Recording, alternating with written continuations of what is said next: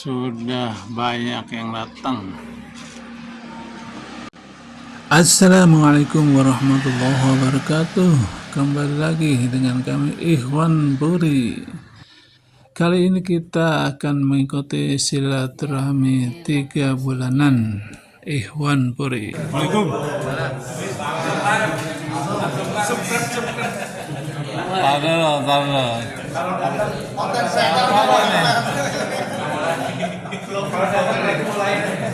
Kalau konten kreator langsung pakai kamera polo ini gaya YouTuber ini bener ya guys.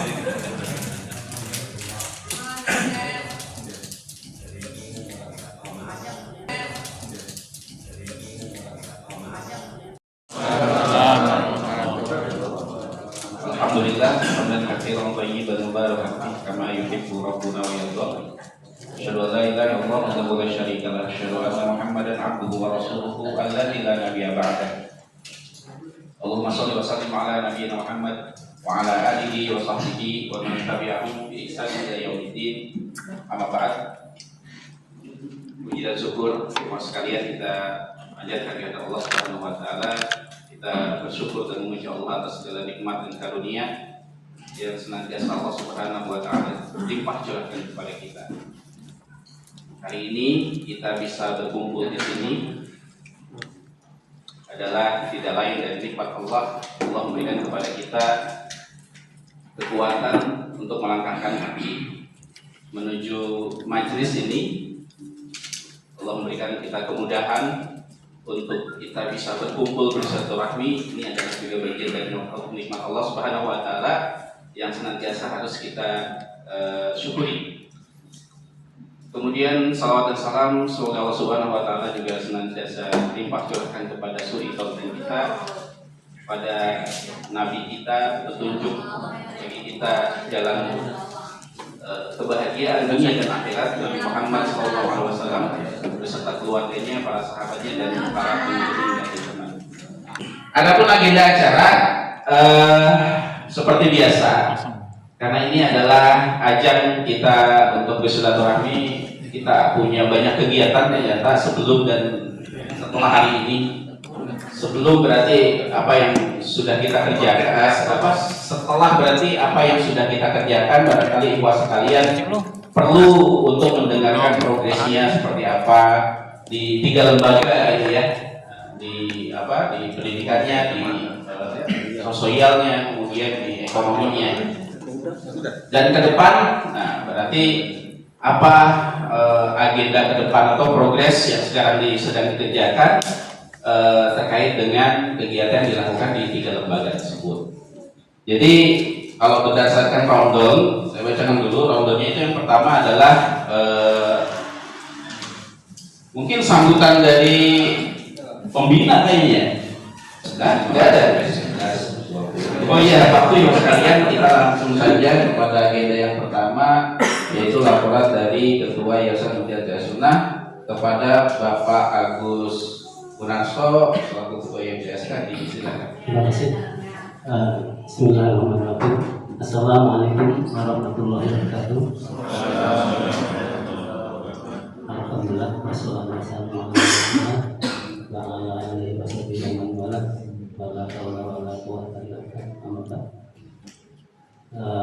Yang kami hormati Ustaz Abdul Faiz, yang alhamdulillah sudah berkenan untuk menghadiri undangan dari kami, dan harusnya dapat penghargaan nih, ada dia nih.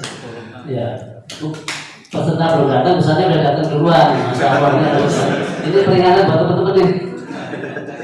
Kami malu ya, fisiknya udah mendukung ya. Dan misalnya masih muda-muda ya. Pengumuman yang kedua, ya saya sampaikan, alhamdulillah nih Pak Dirman sebagai orang pertama di Puri satu-satunya nih, dan mau bergabung lagi dengan di MSK. Ya, juga masih mau berkenan untuk menjadi bendara. Ya, kelihatannya dia mau karena Pak nggak pernah ada catatannya, bendaranya kosong. Satu-satunya ya saya nggak punya uang nggak punya dana ya MSK ini. Ya. Tapi alhamdulillah walaupun tidak punya dana. Ya, kalau ditanya Pak Bendara mana buku catatan, nggak ada, kamu nggak pernah dicatat, karena nggak pernah ada. Tapi alhamdulillah kegiatan bisa berjalan. karena selama ini bisa disalami. Untuk itu saya terangkan kepada Pak Dirman ya penghargaan ya. Terima kasih masih mau bergabung dengan JMSK. Saya mendekati ke Pak Cepi selaku pengelola di pejabat di rumah sakit ya. Alhamdulillah beliau bersedia untuk memberikan sebagian dari istilahnya kita diberi kesempatan untuk membeli limbahnya dia, limbah terus atau yang lainnya. Insya Allah beliau sudah menyatakan nanti sebagian akan dijual ke kita. Dari hasil penjualan itu insya Allah akan jadi kita buat untuk menjadi dana operasional dari yayasan kita ya. Karena kalau bagaimanapun kan sudah menjadi tuntutan bahwa organisasi itu akan bisa berjalan dengan baik kalau punya anggaran.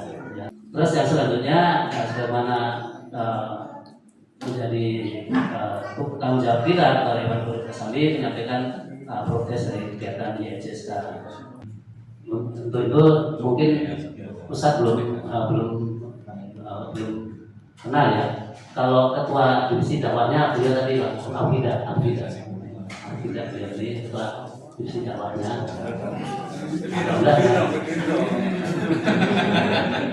Kelihatannya tahun depan ketua divisi dakwah harus ikut berdakwah ya. Minimal isi ya. Padahal Ustaz. Terus ya, ketua divisi sosial makanannya udah nyampe tapi orangnya belum nyampe nih. Ternyata lagi cuci piring katanya. Ini kita selama ini udah komit kalau ada kegiatan apa-apa untuk pengadaan barang maupun makanan itu dari dalam, tidak dari luar. Makanya apapun kondisinya kita harus menghidupkan ekonomi dibantu bersama. Dengan begitu kan bisa lebih mendapat kesejahteraan ikhwan. Untuk kegiatan sosial sebagaimana sudah selama ini berjalan ya. Karena ketua divisi sosialnya nggak ada, saya sudah minta datanya tapi karena belum ada jadi saya sampaikan aja. Untuk divisi sosial yang selama ini dijalankan, rutin alhamdulillah untuk kegiatan Solikah sudah berjalan ya. Solikah apa nih Mas? Oh itu orang-orang divisi sudah tahu nih. Pak Denny, Solikah apa tuh Pak Denny? Sodako limbah. Mas, berarti udah naik.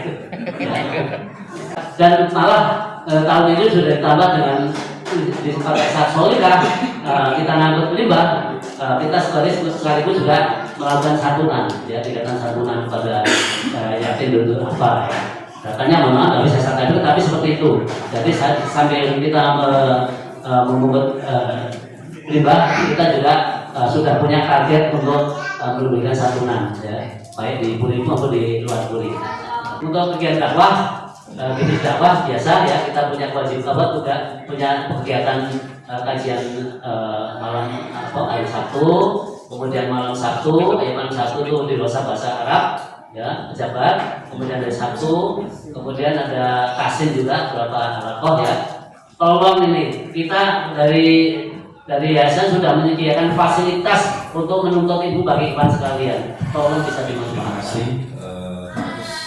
langsung dengan Umum Heron atas laporan dari YJSK.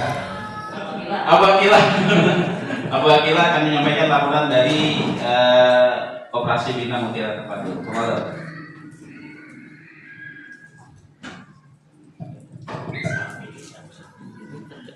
Bismillahirrahmanirrahim. Assalamualaikum warahmatullahi wabarakatuh.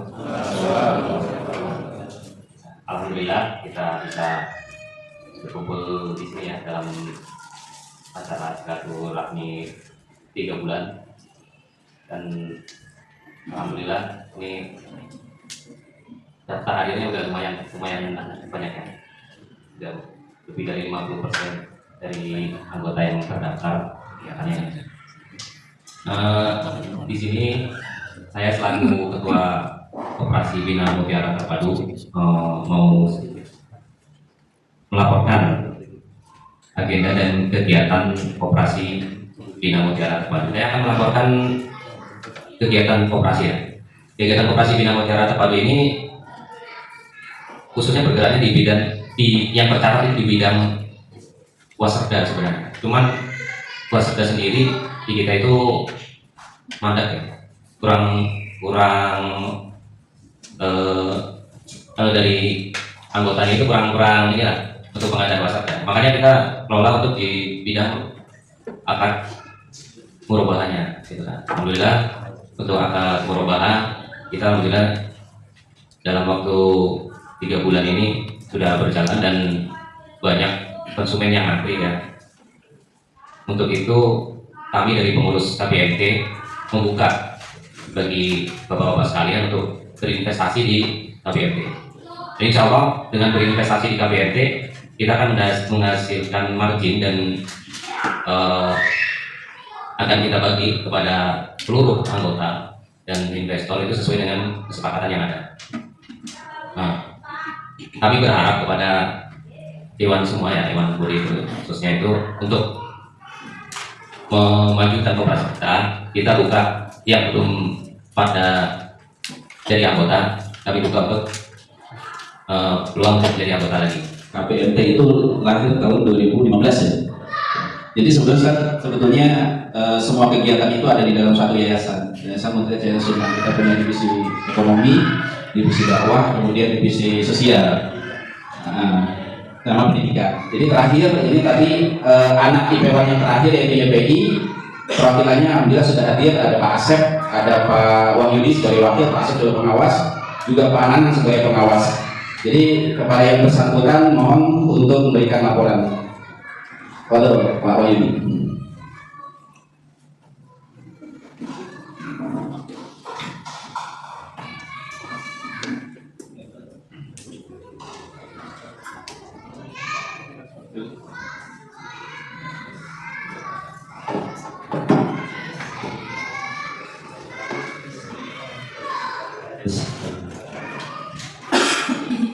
Assalamualaikum warahmatullahi wabarakatuh. Alhamdulillah di wakafa sallallahu wasallam ala nabiyina Muhammad wa ala alihi wa man ihtada wa man sanna bi sunnatihi ila yaumil jazaa. Terima kasih sebelumnya kepada ikhwan sekalian dan juga para hadirin yang telah memberikan kesempatan atau memberikan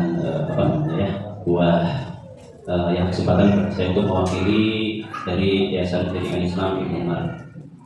Sebelumnya saya sampaikan salam hormat kepada Pak Ketua KPMT Bapak Abdul Munib dan juga Bapak Ketua Yayasan Mutia Jaya Sunnah Bapak Agus Manso, tamu undangan Ustaz Abu Faiz dan seluruh ikhwan sekalian yang hadir di pagi. Sedikit yang ingin saya sampaikan terkait perkembangan sekolah Ibnu Umar. Pertama dari TK, kita sampaikan karena TK adalah lembaga pendidikan yang kita semua ya Ikhwan Puri miliki. Berdirinya sudah disampaikan mulai tahun 2010 sudah mulai berdiri ya, awal dari kontrak dan sampai kontrak berpindah kontrak akhirnya punya gedung, walaupun awalnya mungkin ada dari dana wakaf, dan alhamdulillah kondisi sekarang 2025 ya, berarti 15 tahun berjalan kita sudah mempunyai gedung ini ya. Untuk sampai saat ini kita memiliki 6 kelas untuk TK ya. Untuk TK 6 kelas yang tahun berjalan KPM berjalan sekarang ini ya 2004-2025 kita memiliki 1 kelas TKA dan 5 kelas TKB. Jumlah siswa kita untuk TK adalah sampai saat ini 82 siswa, TKA ada 15 siswa selebihnya itu ada 60 dari berapa? 82 ke saya juga satu tanda ya sampaikannya 7 siswa TKB dan 15 siswa TKB. Saat ini memang kami dan kita semua sedang melaksanakan program pembebasan lahan dan juga pengurus yayasan berusaha untuk membebaskan lahan dan membangun satu sekolah lagi khususnya untuk TK. Nah, sudah terlaksana insya Allah, sedang kita bangun di blok AK nomor 10 dan 11 dan proses pembangunan kita sudah berjalan dan bisa dimantau juga untuk perkembangannya seperti apa. Mungkin seperti itu yang ingin saya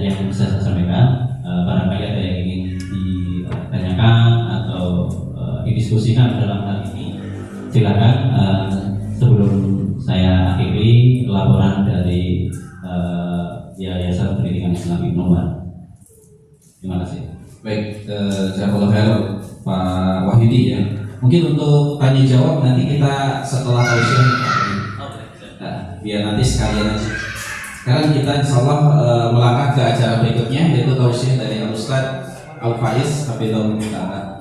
Mangga kepada Faiz, waktu debat di sini.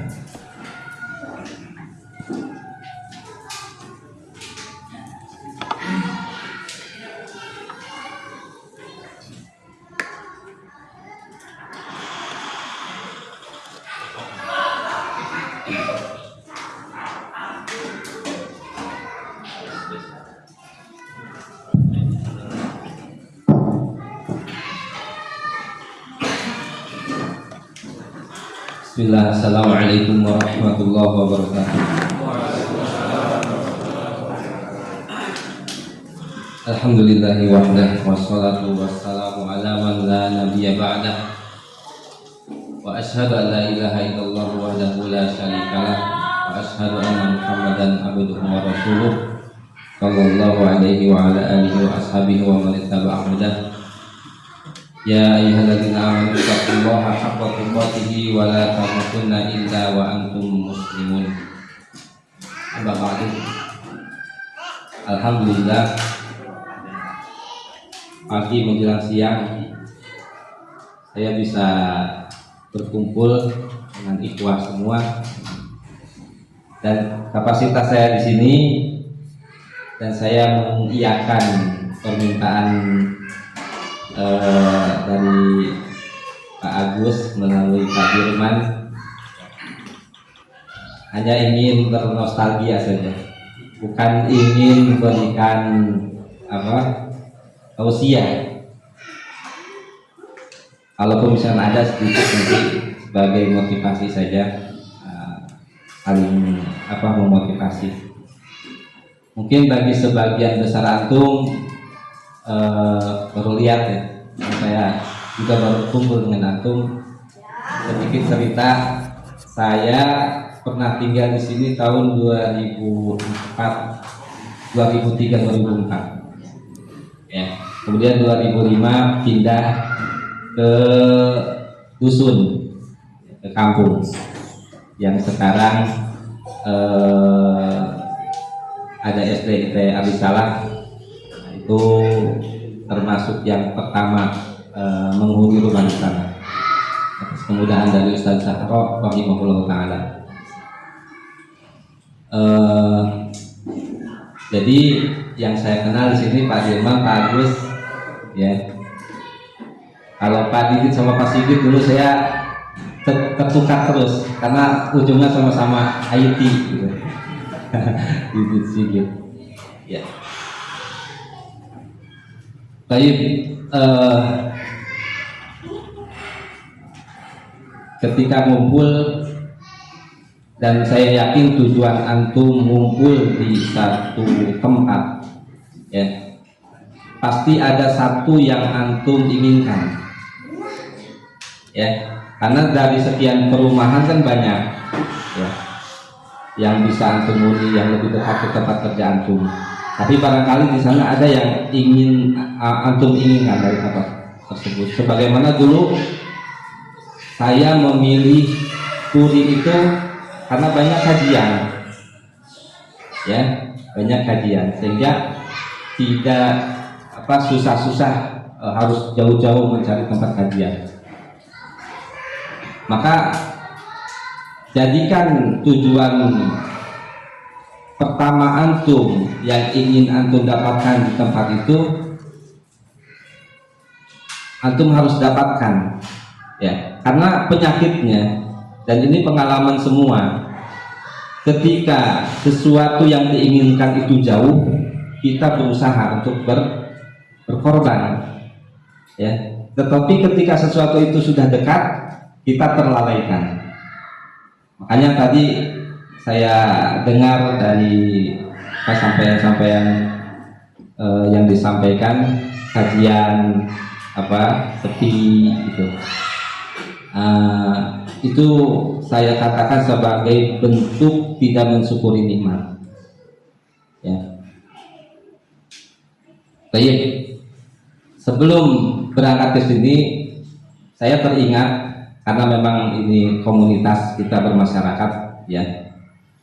Teringat satu di antara maqasidus syariah, tujuan-tujuan syariah, ya, yang pernah disampaikan dan saya pernah hadir di majelisnya Syekh Sa'ad At-Tasri,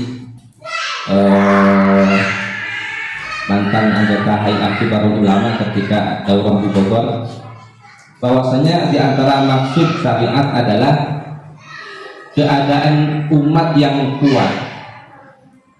Qaulul ummah qawiyah fi kulli janib. Keadaan satu umat yang kuat dari segala sisinya, kuat dari sisi ukhuwahnya, ya, kuat dari sisi ilmu dan keimanannya dan lain sebagainya.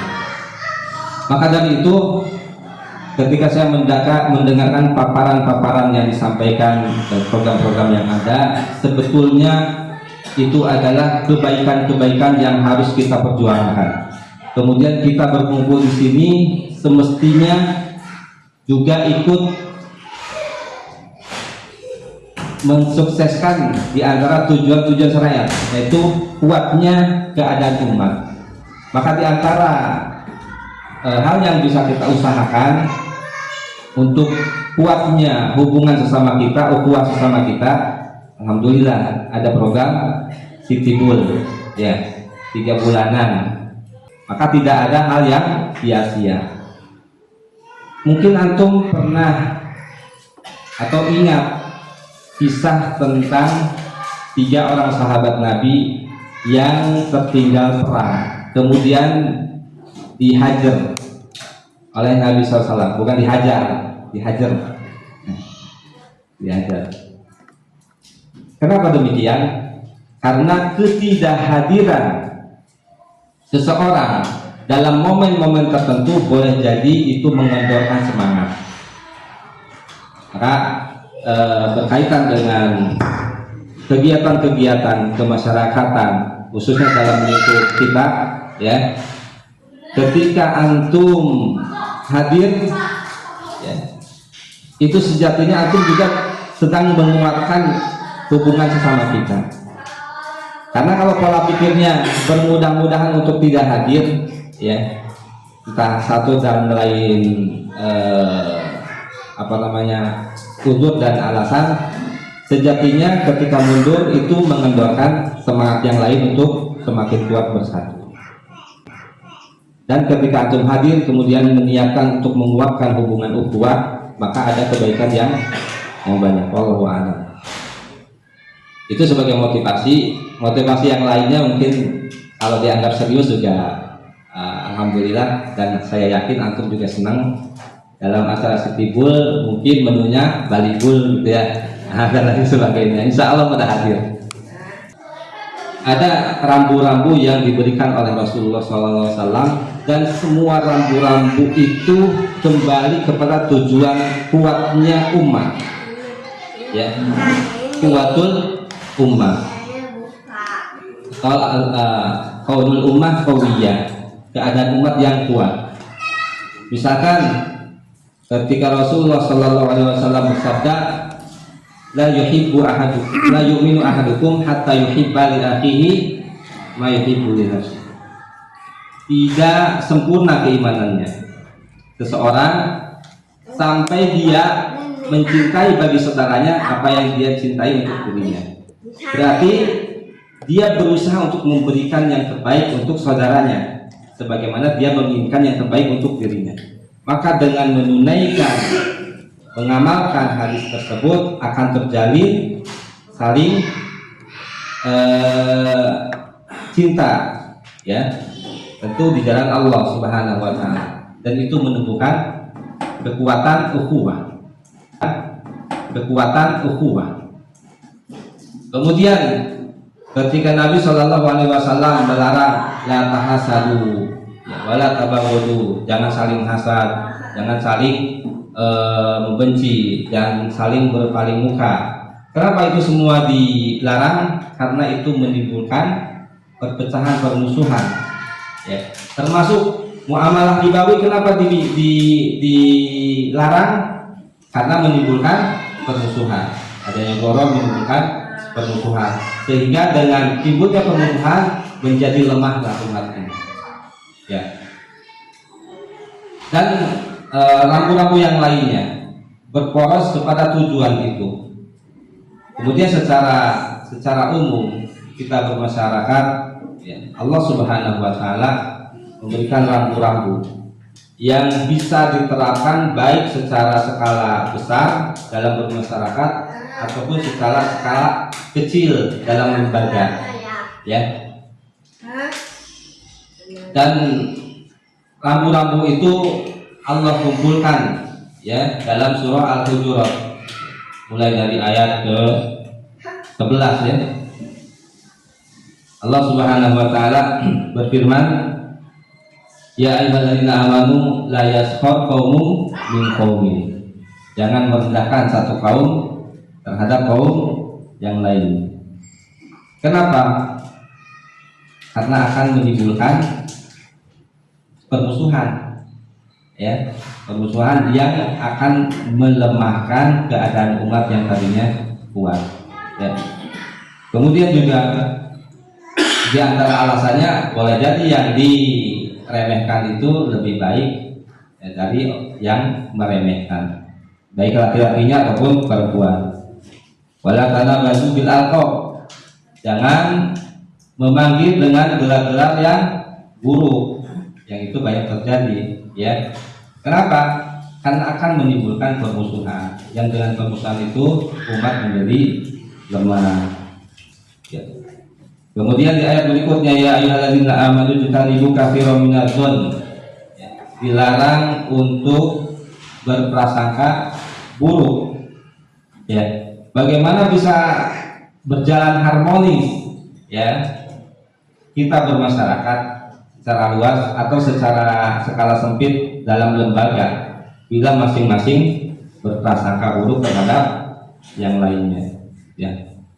Ketika kita sudah menjalin tekad dengan sesama rekan kita, maka kedepankan husnudzon, ya, di antara sesama kita. Karena sekecil apapun prasangka yang nanti kemudian diketahui, dan diketahuinya juga berdasarkan prasangka juga, itu akan membubarkan, melemahkan keadaan kita, bahkan terkadang bubar, ya. Kemudian dari lembaga-lembaga yang ada, dan tadi juga tujuannya untuk saya yakin bukan untuk tujuan pribadi masing-masing. Apain capek-capek bayar mikirin apa orang lain, gitu. Kalau tujuannya bukan untuk Islam dan kaum muslimin, ya. Karena tidak dipungkiri barangkali sama dimanapun, ya, dalam berorganisasi, dalam bermasyarakat itu mesti ada gesekan-gesekan, dan terkadang itu yang menguras energi kita dan pikiran kita.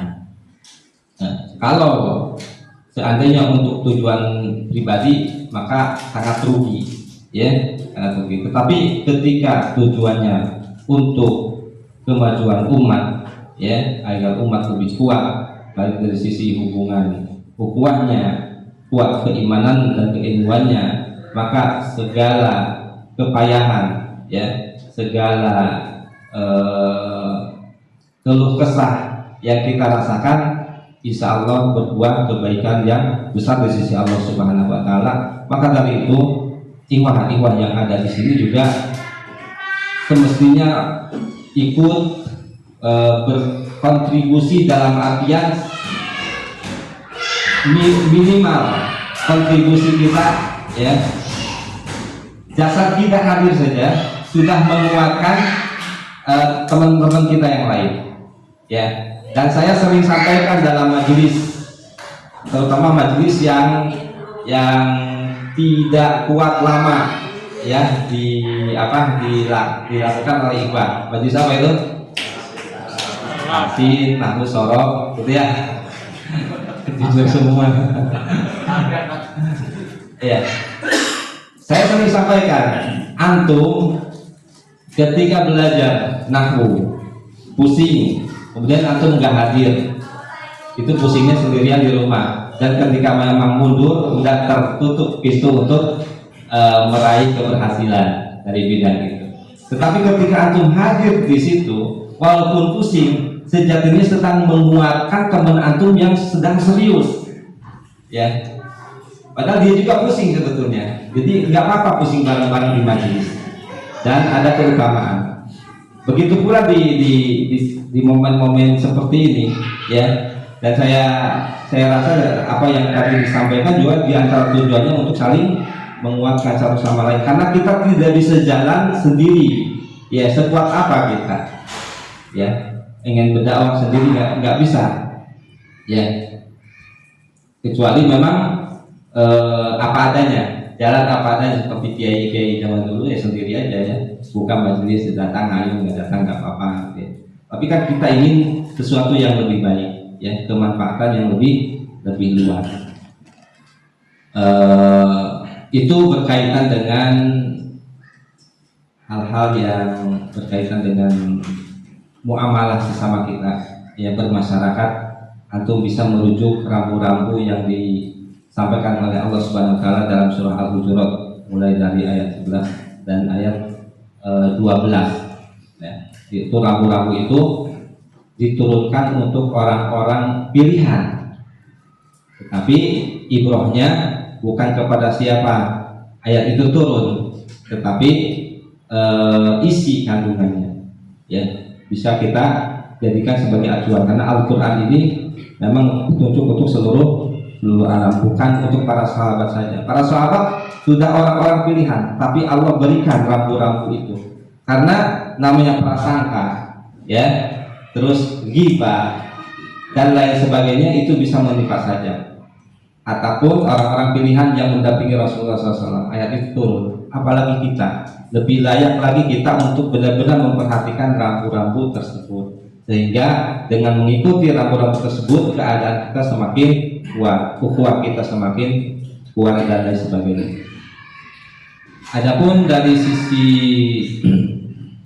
saya yakin antum termasuk orang-orang yang ketika memilih tempat tinggal di sini itu diantaranya adalah ilmu, ya banyak kajian, ya enggak? Maka saya berikan sedikit resep, walaupun saya mungkin belum melaksanakan resep tersebut, tapi sebagaimana dokter dia pintar membuat resep walaupun dirinya sendiri sakit, ya kan?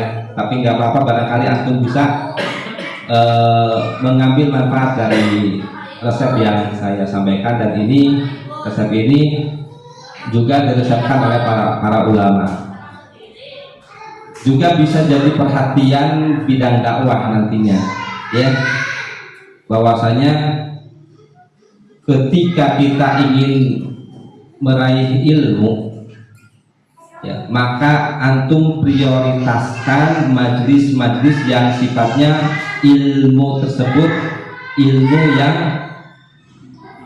merupakan fondasi, ya. Dan ini memang tidak disukai oleh kebanyakan orang, kebanyakan ikhwan. Ketika disemangati satu hari semangat, tapi nggak tahan lama. Tapi memang itu harus jadi prioritas ketika antum ingin mendapatkan sesuatu yang berbeda dari yang sekarang ngaji sekedar jalan saja. Maksud saya, antum harus punya prioritas dalam menghadiri majelis ilmu adalah majelis ilmu yang mendasar, majelis ilmu yang sifatnya antum ketika bisa meraihnya nanti antum bisa mandiri dalam mengembangkan kemampuan ilmu antum tanpa harus disuapi lagi. Majelis ilmu yang dimaksud adalah nahwu, shorof, dan tahsin. Prioritaskan itu. Kalau bisa segala upaya antum prioritaskan untuk itu. Dan nanti barangkali juga secara kelembagaan itu bisa lebih memprioritaskan untuk kegiatan-kegiatan itu. Karena untuk sifatnya kajian umum itu kan tujuannya untuk umum. Sementara antum ingin menjadi orang-orang khusus, ya, maka harus khusus dan perlakuannya juga harus khusus, perjuangannya juga harus khusus, sehingga dalam beberapa waktu ke depan terlihat perkembangan antum sebagai penuntut ilmu, bukan hanya jiping saja, ngaji kuping ya, kadang kan sambil ngantuk ya, dan lain sebagainya. Ini saya sampaikan karena saya mengenal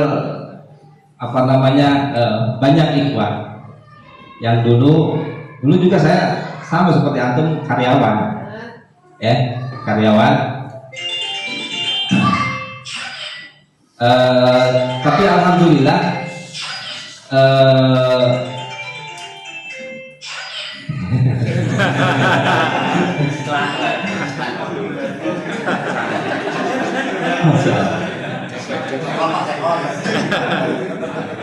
dulu, Pak.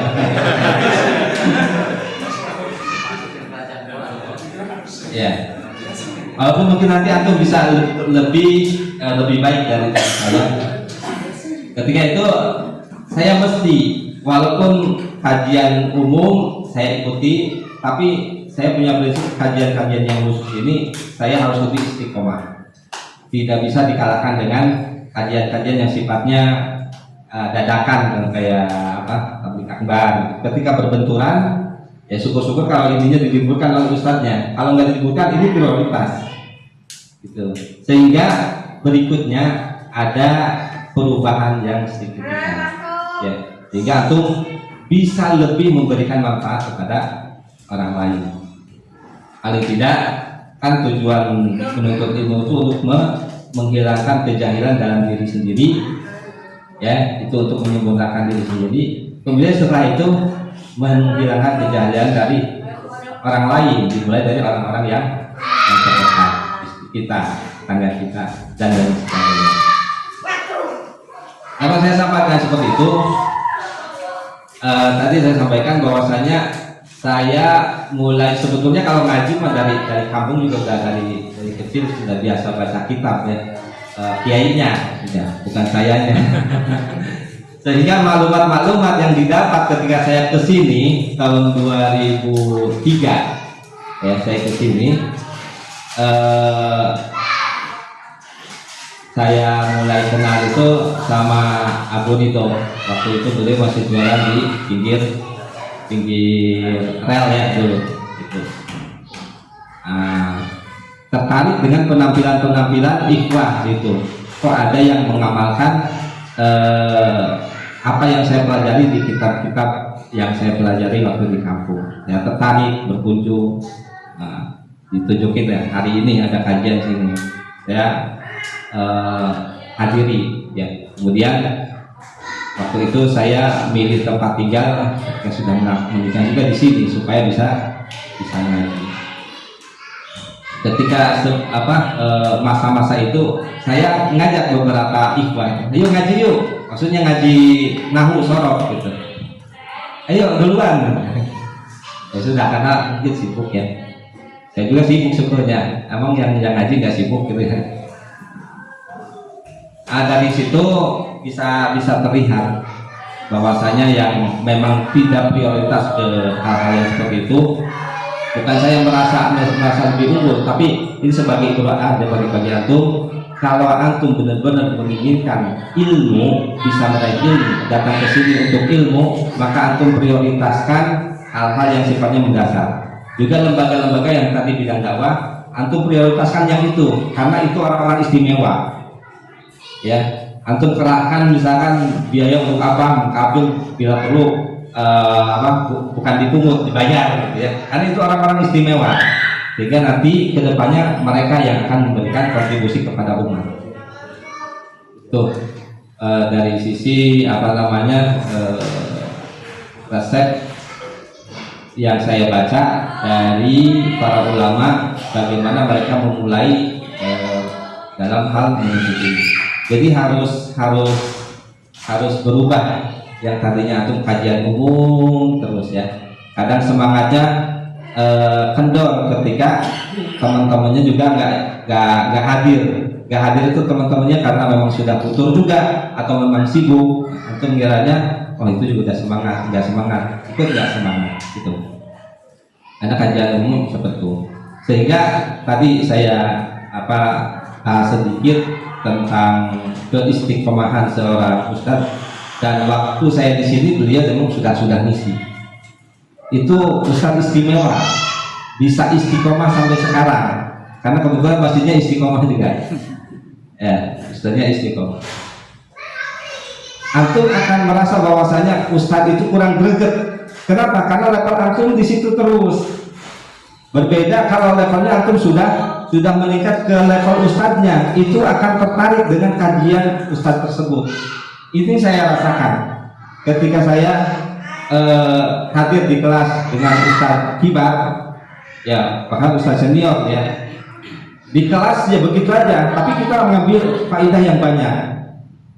Walaupun kalau di halayak umum ini ustadz gak cocok, bikin ngantuk. Ya. Kenapa?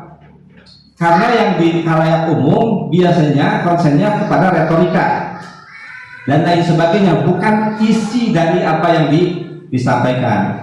Jadi lebih ke wah ini ustadz bawaannya ngantuk, padahal isinya daging semua gitu. Sehingga tadi saya sampaikan, saya singgung berkenaan dengan ini gimana evaluasi nih ustadz bulan. Sebetulnya yang dievaluasi bukan ustadznya, antumnya. Ya, antumnya yang harus dievaluasi. Karena saya juga melihat beliau ya hafizallahu taala di kajiannya Bulughul Maram sampai hadis ke 1200 sekian. Masya Allah, ini ustaz istiqomah. Harus karena keistiqomahan itu keberkahan. Ya, keberkahan. Kadang nggak sesuai dengan syariat antum. Ya, saya sampaikan nggak apa-apa, nggak pedas juga antum yang harus dievaluasi, bukan ustaznya. Ustaznya biarin terus ya. Karena ustaz menyampaikan ilmu. Ya, kalau misalnya beliau mau datang karena tujuan untuk menyebarkan ilmu. Ketika antum sudah nggak butuh ya udah ustaz nggak stop ustaz. Cuman kita yang harus mengevaluasi diri. Gitu. Kan tadi ada beberapa kabilah dalam bidang dakwah itu ya. Dan mudah-mudahan bukan hizbi kabilah ini. Tapi untuk agar lebih efektif ya pergerakan itu biar lebih ini, barangkali nanti kalau saya secara lembaga biasanya kalau bidang-bidang yang dituju kalau ada prestasinya diapresiasi, yang terbaik apresiasi ya, seperti sekarang yang lagi ramai ya, desa terbaik apresiasi ya sama Bapak Aing gitu. Nah, bisa diterapkan. Jadi nggak sekedar antum menunjuk siapa, sehingga mereka termotivasi. Saya ditunjuk ini benar-benar mengoptimalkan kesungguhannya untuk bidang-bidang yang ditunjuk. Karena saya yakin bidang-bidang yang ditunjuk itu insya Allah ya melakukannya karena mengharapkan kebaikan di sisi Allah Subhanahu wa Ta'ala. Tapi di sisi lain juga kita memotivasi mereka supaya mereka lebih giat lagi. Bukan untuk mendapatkan nama, tapi agar kegiatan lebih maksimal, manfaat lebih menyebar lebih luas lagi. Barangkali itu saja yang bisa saya sampaikan. Mohon maaf apabila ada hal-hal yang kurang berkenan. Bagi antum yang ingin main ke rumah, monggo silakan. Saya ada di, kalau nggak tahu alamatnya bisa share ke Mas Munib atau Pak Didit. Insya Allah saya terbuka untuk masuk kalau mau berkunjung ke rumah. Mudah-mudahan apa yang saya sampaikan bisa memotivasi kita semua dalam hal masyarakat. Antum bisa lebih kuat lagi, bahwasanya kehadiran antum di sini dalam momen-momen tertentu itu sebetulnya menguatkan yang lainnya. Oh ini terlihat kompak banyak, yang lain juga akan ikut semangat. Tetapi ketika antum tidak hadir, bermudah-mudahan tidak hadir, sejatinya antum juga ikut berperan dalam melemahkan semangat dakwah yang antum bangun di sini. Ya, kemudian dari sisi menuntut ilmu, antum harus ada perubahan, jangan gitu-gitu terus. Ya, harus ada sesuatu yang istimewa, yang khusus antum prioritaskan sehingga antum menjadi orang-orang yang khusus. Wallahu a'lam bishawab. Bila ada kata-kata yang kurang berkenan pada antum semua, saya mohon maaf.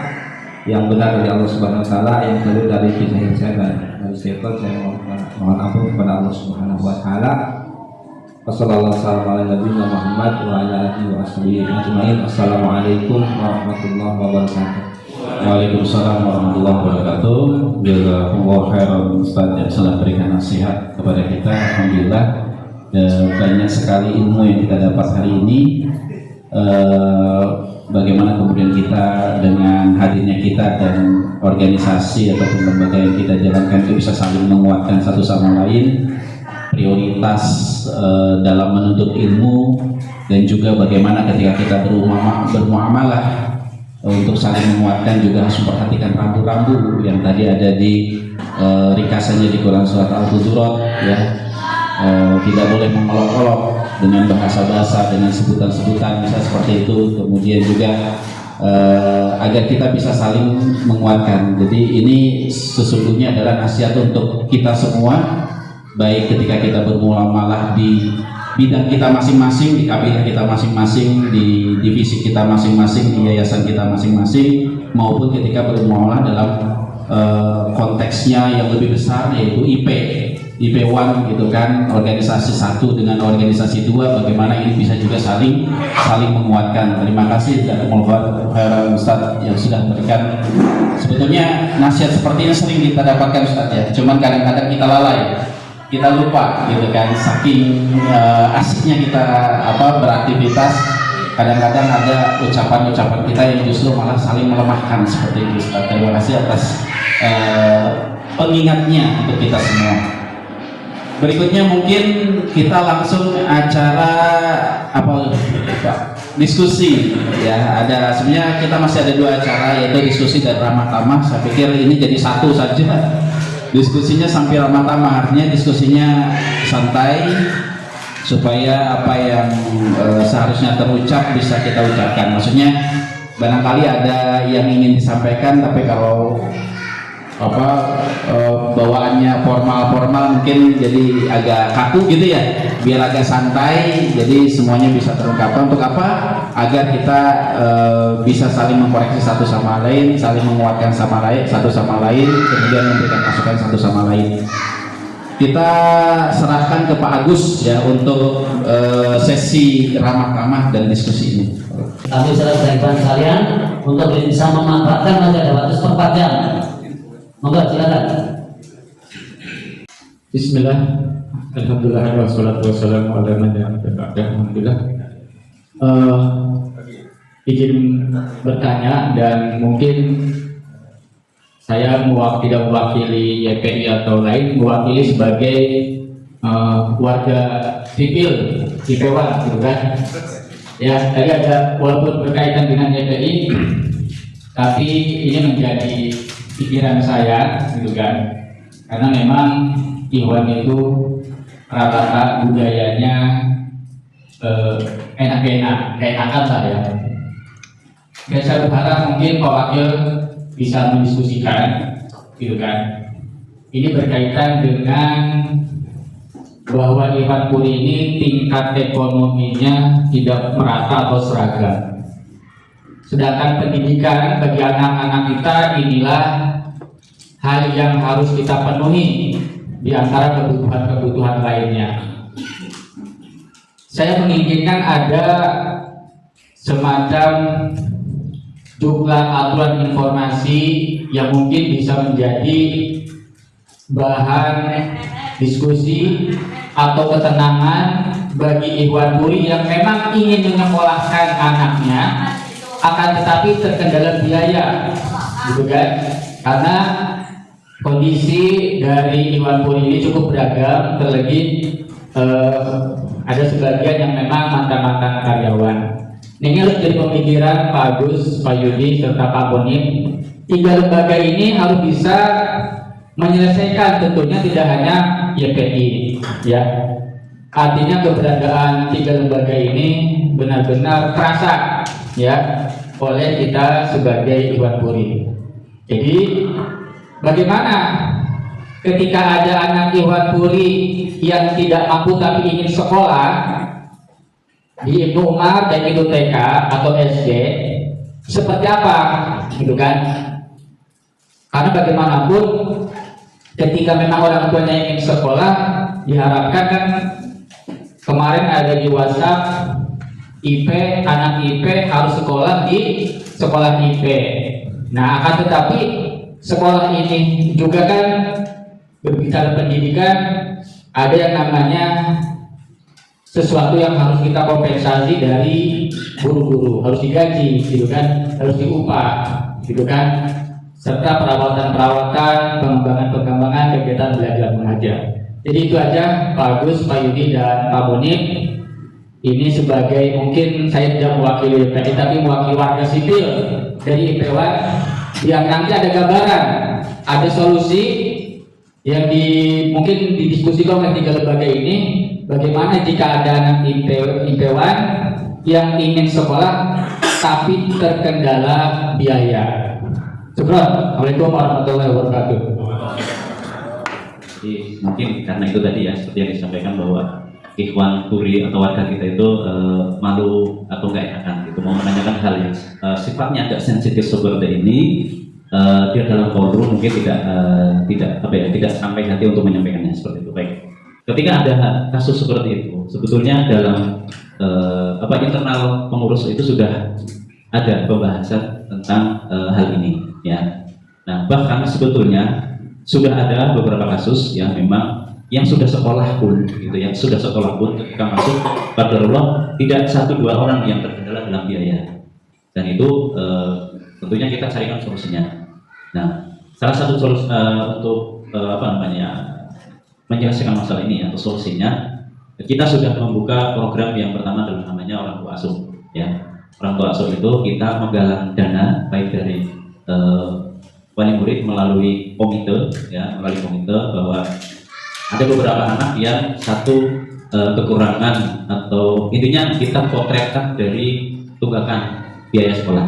Nah, setelah kita telusuri seperti apa kendalanya. Nah, kalau memang dari pihak orang tuanya adalah orang tua yang dalam segi ekonominya adalah menengah ke bawah atau bahkan dalam ekonomi yang rendah, nah kita masukkan atau kita tawarkan kepada mereka untuk program orang tua asuh. Tapi dalam untuk sampai saat ini kita hanya baru bisa membatasi, ya, kemampuannya adalah untuk mengcover SPP, jadi bukan uang pangkal.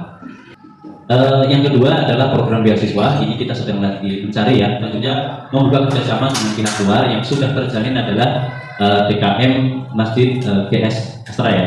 Nah, kita sudah mengajukan ke sana dan alhamdulillah BACC 26. Ya, memang karena waktu itu kita membuka program orang tua asuhnya hanya baru 2. Nah, setelah kita tracking lagi, ya, qadarullah ada beberapa memang anak-anak yang tunggakannya itu masih tinggi.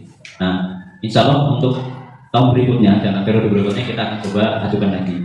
Nah, itu. Nah, baik, terima kasih, ya. Seperti itu jawabannya, ya, Pak Asep mewakili warga sipil dari Ikhwan Puri. Kita kan sudah punya koperasi, gitu kan. Bisa nggak sih itu difasilitasi untuk yang sifatnya mendesak, ya? Sifatnya betul-betul mendesak, gitu kan. Bisa nggak itu difasilitasi oleh koperasi? Tapi akadnya agak rumit juga, ya, karena itu kan akad jasa, ya. Tapi kan ada beberapa juga praktek seperti itu, ya. Ada pembiayaan sekolah, tapi gimana tuh biar akadnya itu aman dari riba? Itu silakan dirumuskan di tim KBMT, ya, seperti itu. Bukan, silakan komen. Ya, bismillah. Sebenarnya ini masalah seperti ini kompleks, ya, hampir di semua wilayah itu ada seperti ini. Nah, saya selaku KBMT, ya, ketua KBMT, dari KBMT sendiri sebenarnya kita bisa membantunya itu dalam bentuk kredit, ya.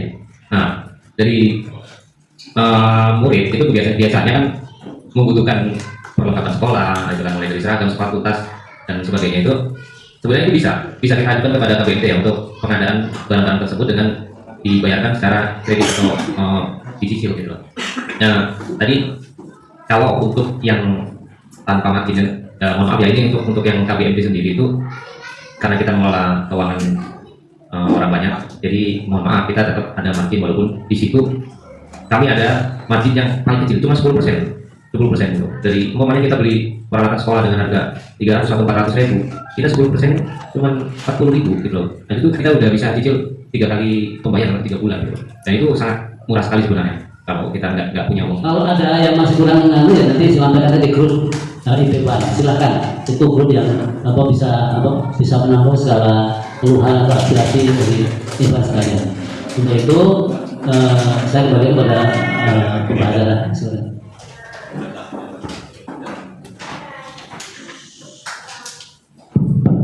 Baik, alhamdulillah teman sekalian, kegiatan kita hari ini sudah menjelang akhir. Mudah-mudahan ya manfaat yang bisa kita dapatkan dari pertemuan ini tadi yang paling utama adalah kita bisa saling menguatkan antar kita ikhwan sekalian maupun dalam rangka menguatkan lembaga kita masing-masing untuk menguatkan IP secara keseluruhan. Terima kasih ikhwan sekalian sudah hadir di kesempatan hari ini. Mohon maaf apabila ada kekurangan.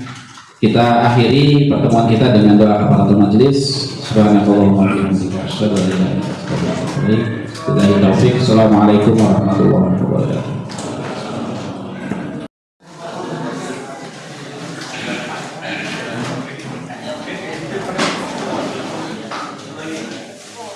ثم أورثنا الكتاب الذين اصطفينا من عبادنا فمنهم ظالم لنفسه ومنهم مقتصد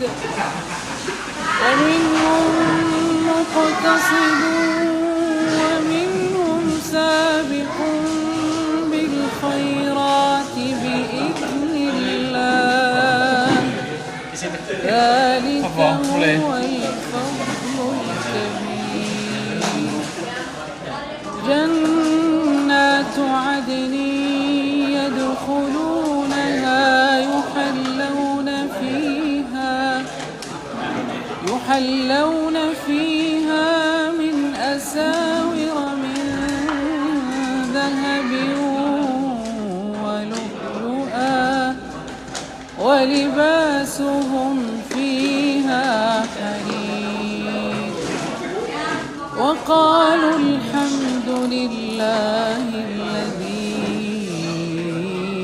أذهب عنا الحزن إن ربنا لغفور شكور الذي أحلنا دار المقامة من فضله لا يمسنا فيها نصب ولا يمسنا فيها لغوب ثم أورثنا الكتاب الذين اصطفينا من عبادنا فمنهم ظالم لنفسه ومنهم مقتصد